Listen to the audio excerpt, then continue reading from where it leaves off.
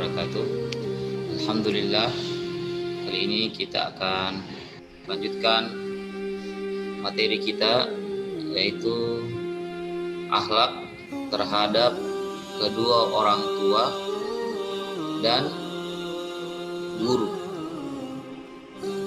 Karena kedudukan antara guru dan orang tua ini sama.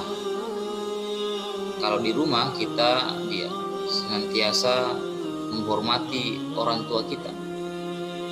Begitupun di sekolah atau di pesantren, maka yang harus kita hormati sebagai orang tua adalah guru kita.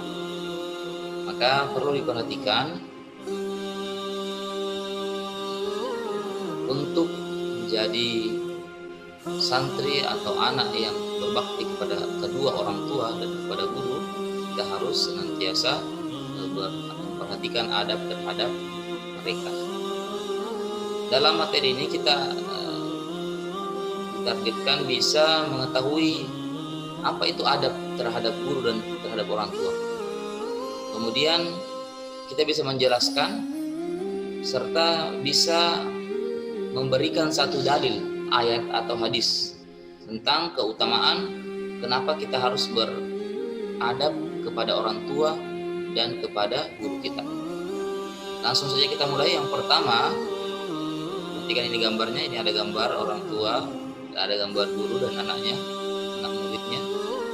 Kita langsung masuk ke pembahasan, yaitu ayat dan hadis. Kita masuk hadis dulu ya. Di sini ada hadis riwayat Al-Hatim Al-Haytami. Ini bisa dicatat nanti dan bisa ditulis. Siapa tahu akan masuk di materi ujiannya di akhir semester.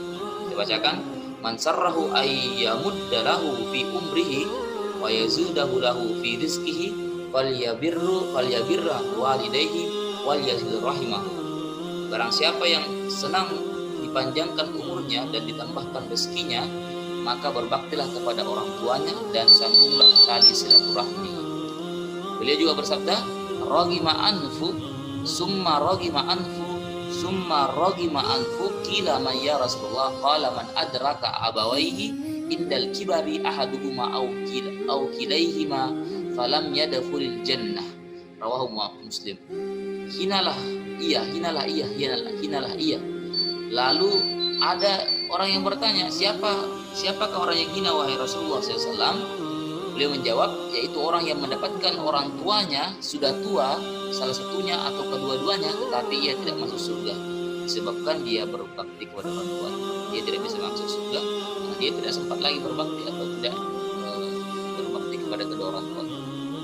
Baiklah, yang pertama, apa sih itu adab-adab yang harus kita tanamkan pada kedua orang tua? Yang pertama, kita harus mencintai, sayang kepada kedua orang tua. Ini rasa cinta kita dan rasa sayang kita harus betul-betul kita tanamkan sejak kecil ya. Ini mungkin sudah biasa didengarkan. Kemudian diperhatikan ini, mentaati perintah keduanya. Mentaati perintah keduanya. Ini terdapat dalam surah Luqman. Dicatat ya, ini ada dalam surah Luqman ayat 15. Seorang muslim hendaknya mentaati perintah kedua orang tuanya, kecuali kalau orang tuanya menyuruh berbuat maksiat, itu tidak boleh. Selama orang tua tidak menyuruh berbuat maksiat atau tidak menyekutukan Allah Subhanahu wa taala, kita wajib untuk mentaati perintahnya. Apatah lagi cuma disuruh pergi matikan lampu, disuruh beli garam, beli gula, itu harus wajib kita penuhi perintahnya. Sebagaimana firman Allah Subhanahu wa taala dalam surah Luqman yang artinya, dan jika keduanya memaksamu untuk mempersekutukan dengan aku sesuatu yang tidak ada pengetahuanmu tentang itu, maka janganlah kau mengikuti keduanya, dan bergaullah dengan keduanya di dunia dengan baik, dan ikutilah jalan orang yang kembali kepadaku. Kemudian hanya kepadakulah kembalimu, maka kuberitakan kepadamu apa yang telah kamu kerjakan. Quran surah Luqman. Itu tentang taat kepada kedua orang tua. Sekarang yang ketiga, apa adab lagi yang ketiga, yaitu menanggung dan menafkahi kedua orang tua. Ya, jadi nanti ada masanya kita sudah dewasa, orang tua kita sudah tua dan sudah pensiun. Nah, tidak bisa lagi berbuat apa-apa, maka itu kewajiban kita sebagai anak untuk menanggung dan menafkahi mereka. Ini dalilnya yang perlu kalian ketahui terdapat dalam hadis riwayat Ibnu Majah. Bisa diperhatikan ya, yang saya garis tebal ini. Saya bacakan ya. An Jabirin an Ibnu Abdullah anna rajulan qala ya Rasulullah inna li malan wa waladan wa inna abi yuridu ayyajtaha mali faqala anta wa maluka li abika rawahu Ibnu Majah. Dari Jabir bin Abdullah bahwa Rasulullah SAW berkata bahwa seorang berkata, wahai Rasulullah, sungguhnya aku mempunyai harta dan anak, sedangkan bapakku ingin menghabiskan hartaku. Maka beliau bersabda, engkau dan hartamu adalah milik bapakmu. Saking berharganya kita punya orang tua, jadi walaupun kita lebih mendahulukan orang tua kita ketimbang daripada anak kita.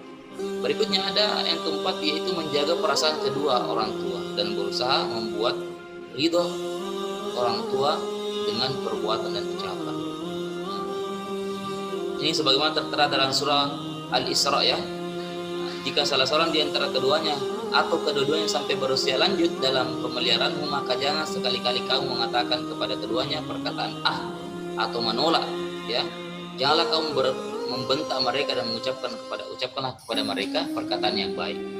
Ini dalil kenapa kita harus berucap baik, jangan sampai menyakiti hati orang tua ya. Kemudian ada juga hadisnya Rasulullah SAW mengatakan, ridha Rabbi fi ridal walidai wa sukhtu Rabbi fi sukhtil walidi. Ya, ridhonya Allah tergantung ridhonya orang tua, dan murkanya Allah tergantung murkanya orang tua. Kemudian yang kelima, tidak memanggil orang tua dengan namanya. Jangan sekali-kali kita panggil nama orang tua, bapak atau mama tak disebut namanya. Itu tidak beradab ya.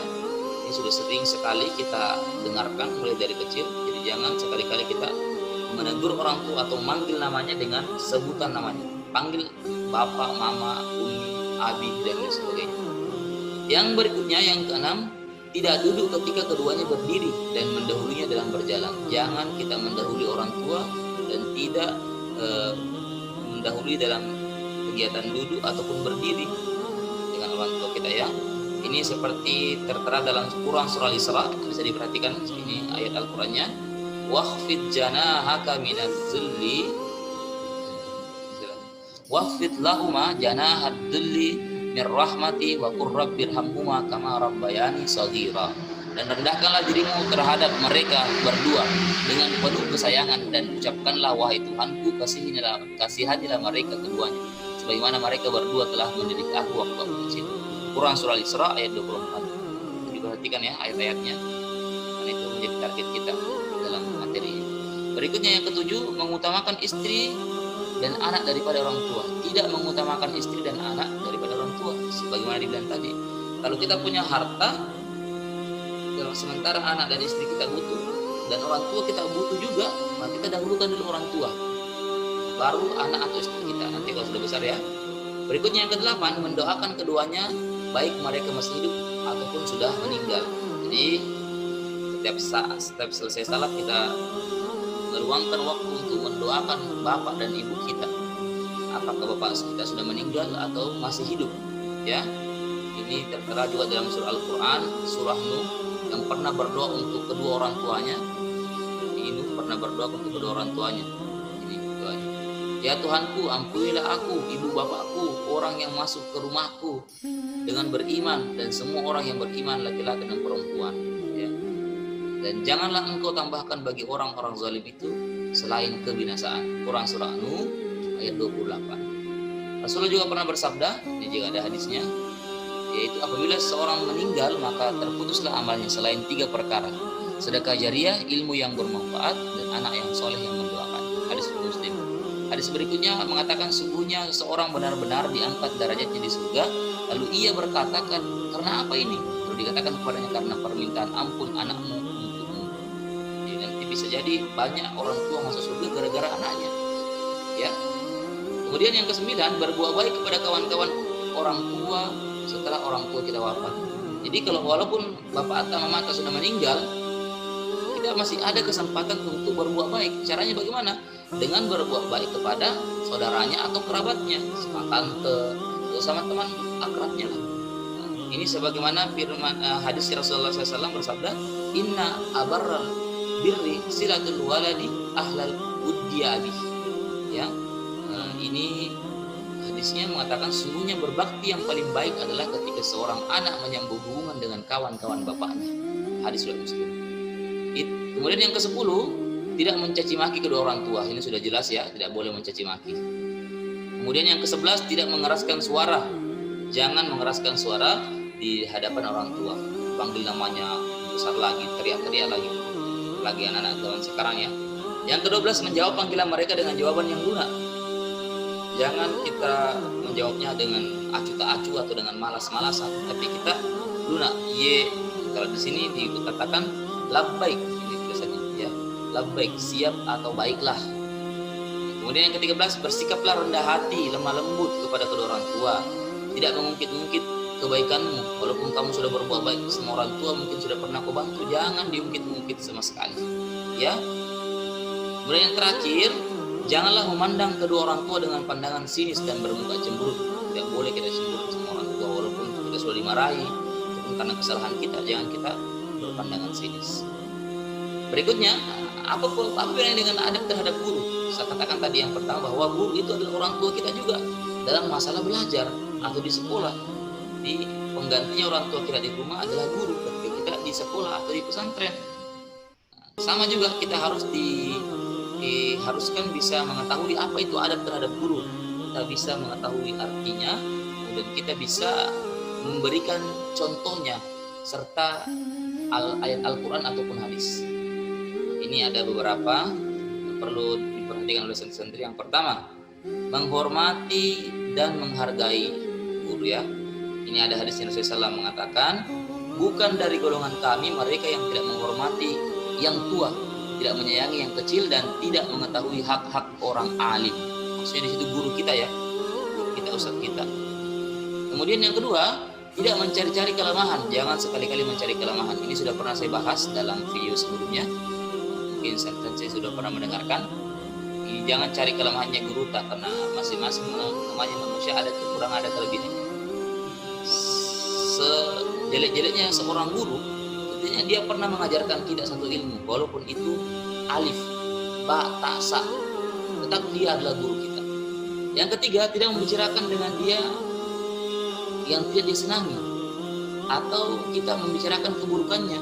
Jangan kita bicarai orang guru kita ya, membicarakan kejelekannya. Yang keempat, mendoakan dari kejauhan. Sama tadi, semua orang tua doakan guru kita juga dari kejauhan, dibacakan Al-Fatihah, didoakan yang baik-baik. Kemudian mengambil manfaat dan kebaikan sang guru. Memang tidak bisa dipungkiri ada guru yang mungkin tidak sempurna dalam mengajar, tapi perlu kita ketahui bahwa kita ambil yang bagus-bagus. Kalau ada yang tidak bagus, yang jelek jangan dicontohi. Yang bagus-bagus saja kita ambil. Oke? Kemudian yang keenam, menisbatkan ilmu yang diajarkan kepadanya. Karena itu akan mengangkat kedudukannya di mata manusia. Contoh, siapa yang dulu yang ajar kamu matematika? Oh, guruku ini, Pak ini. Yang dulu ajar saya ilmu tajwid, Pak Ustadz ini. Disebut namanya. Supaya itu menghormati guru kita. Ya. Kemudian yang berikutnya, yang ketujuh, menjaga adab berbicara. Sama tadi dengan orang tua, ketika berbicara sama guru, kita jaga betul-betul adabnya ya. Ini jaga adab berbicara. Kemudian yang kedua, yang kedelapan, taat kepada guru dalam semua perkara. Jadi kalau guru perintah kita sama dengan orang tua, kita harus taat juga. Kecuali guru menyuruh kita bermaksiat ya. 9, meminta izin kepada guru. Kalau dalam majelis, kalau sementara mengajar guru tak, ustadznya, kita mau keluar, kita minta izin. Kalau mau pergi, jangan langsung hilang. Tiba-tiba cili-cili lewat belakang ya, tidak minta izin. Itu tidak beradab ya, tidak membuat ilmu kita menjadi berkah. Kemudian yang ke-10, memberi perhatian besar dalam pengajaran guru. Jadi kita perhatikan dalam setiap ilmu yang diajarkan oleh guru kita, dengan senantiasa sopan santun dan tenang, rendah hati di hadapan guru. Itu adalah 10 dalil atau 10 adab terhadap guru kita. Hampir mirip tapi ada perbedaan sedikit. dalam hal menghormati guru dan orang tua. Jadi yang perlu kita ketahui bahwa ada hadisnya, ada ayatnya juga. Itu tadi yang saya sebutkan, silahkan diulang-ulang, diingat-ingat, bisa jadi nanti masuk di ujian semester ya. Oke, mungkin cuma itu yang bisa disampaikan sampai sekarang ini. Silahkan diulang-ulang lagi video ini sampai diresapi dan bisa dipraktekkan dalam kehidupan masing-masing atau kita mencari contohnya. Demikian, wassalamualaikum warahmatullahi wabarakatuh.